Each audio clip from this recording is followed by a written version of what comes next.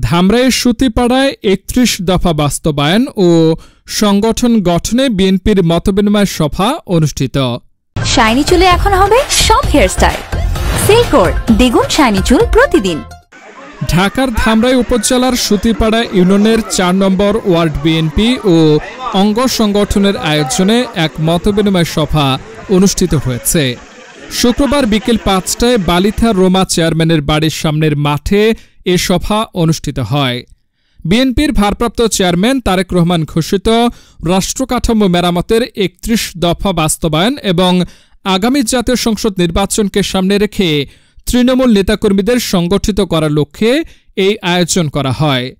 সভায় সভাপতিত্ব করেন সুতিপাড়া ইউনিয়ন পরিষদের চেয়ারম্যান রমিজুর রহমান রুমা।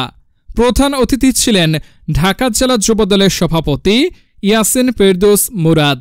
সঞ্চালনায় ছিলেন ঢাকা জেলা যুবদলের সাবেক যুগ্ম সম্পাদক এস.এম. জামান।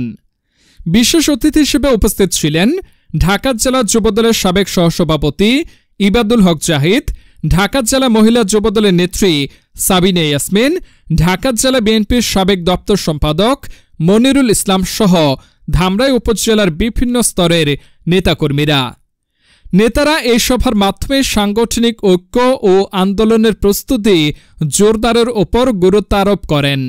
মেধাবী অনেক বাপ মা আছেন, মাটি কেটে কৃষি কাজ করে বিভিন্ন কষ্টার্জিত পয়সা দিয়ে বাড়ির ভিটা বিক্রি করেও ছেলে সন্তানকে মানুষ করে।